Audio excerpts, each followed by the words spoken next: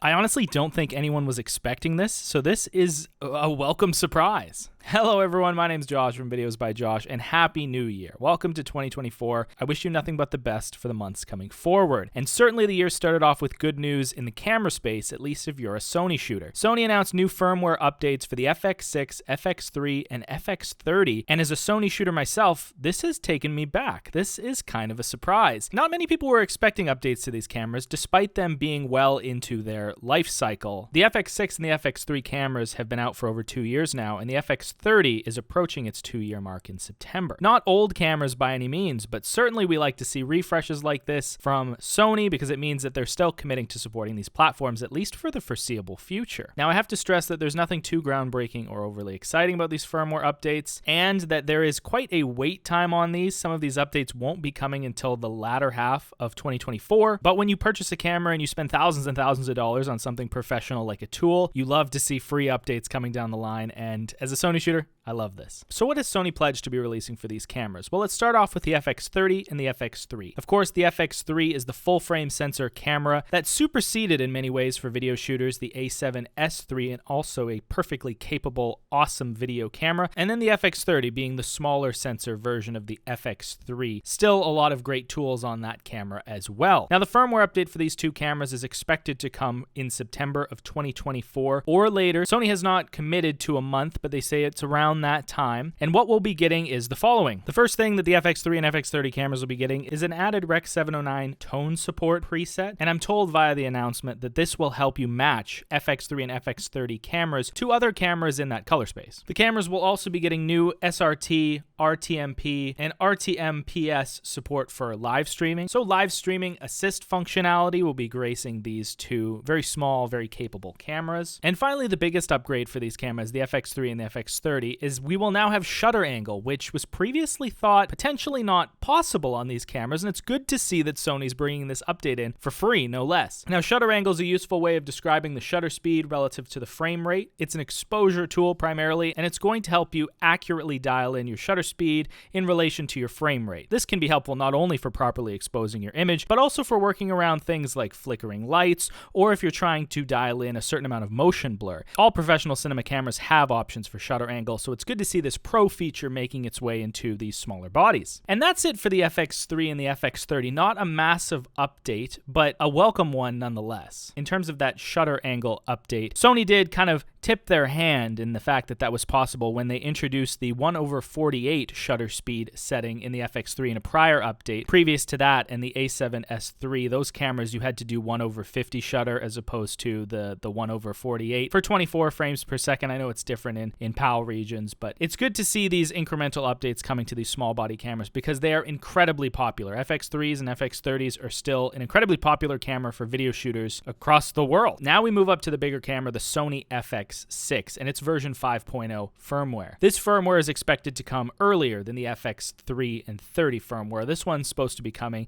in May 2024, but again, they're adding that later caveat. They're not sticking to that month, but that's when it is expected. And what are you getting for waiting patiently with this highly expensive FX6 camera? Well, first of all, you're getting a 1.5 setting for D-squeeze in anamorphic mode. This is going to allow you greater previewing options when shooting anamorphic on the FX6 camera, and as someone who has shot anamorphic on the FX6 camera, that is very, very helpful. I like the addition of that feature, and I think with the addition of more consumer-friendly, budget-conscious anamorphic lenses making their way into the market, this is going to be a highly useful feature for these shooters. Next, the FX6 is getting greater monitor control features like waveform and false color, which are essentially industry standard on cinema cameras. It's good to see these monitoring tools being added to such a pro body. The FX6 is also getting the same Rec 709 tone preset support, which will help you color match it to other cameras, a small but welcome change. And the Sony FX6 will also be getting some support in the category of breathing compensation. It's getting new supported lenses that will be able to use that feature, such as the 100 to 400 GM and the 200 to 600 G.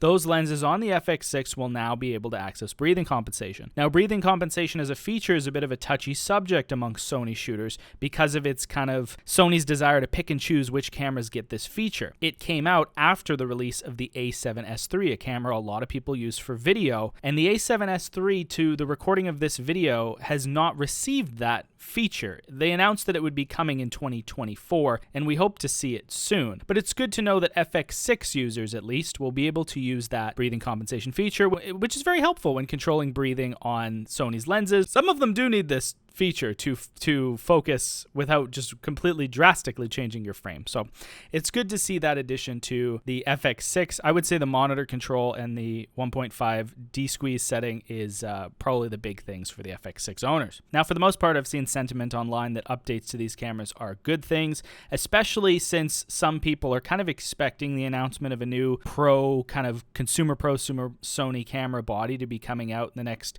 year or so. Some whispers about the FX3 Mark II. Now, I think that's a bit far off still, but these features certainly are nice to see. Now, they're not everything that the community has been asking for. A lot of people want open gate on these cameras, the ability to shoot with the full length of the sensor. That has not been acknowledged at all. False color is also a big one that's been desirable. All the way down to the A7S Mark III, people love false color. We need it in our cameras, Sony. And even like going down to the A7S III, just the ability to preview LUTs in the camera would be very, very helpful.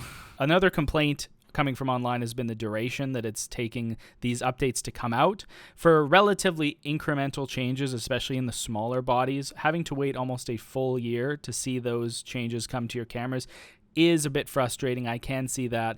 But overall, genuinely, I see this as a win for Sony shooters, getting, once again, more longevity and features in cameras that, once again, they never guaranteed these features on these cameras. So I'm happy to see it. I'll make use of shutter angle for sure, and shooting with my Sony FX3, I think I'm going to have a great time. And just to continue to expand on that a bit, Sony continues to dominate in this prosumer area of cinematography. I know it's a bit expensive to call it prosumer, but I don't really have a name for it. This FX6, FX3, FX30 kind of range. Things are expensive, and these cameras are incredibly expensive as well, and they create beautiful imagery. And I think the popularity that Sony's observed in these cameras has definitely communicated to them that there is a market in this higher end range of prosumer video that people are eager to invest in and also eager to learn about. Like before these cameras, not a lot of people, in my circle knew about the cinema tools of, Cine EI and dual base ISO and open gate. And now they're working their way into just like consumer knowledge and camera knowledge, which I think is really interesting.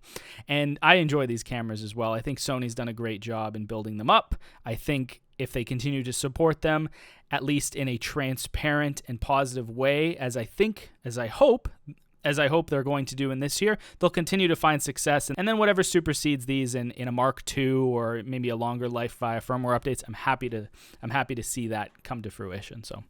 So yeah, small positive update coming in the early part of 2024, which I'm excited to see. I'm also excited to see my subscriber count approach 2,000 subscribers. And wow, I didn't even know that was possible. But I know it's a lot of people, and I'd just like to thank you for sticking around. If you are one of those subscribers, or if you're just someone who's ever seen my videos ever, just know that I appreciate that. Talking about technology means a lot when I'm not just talking to an empty void. So, well, maybe I am. Maybe you're all bots. I don't know. Appreciate everyone. Thank you very much for watching. What are your takes on the FX3, FX30, FX6?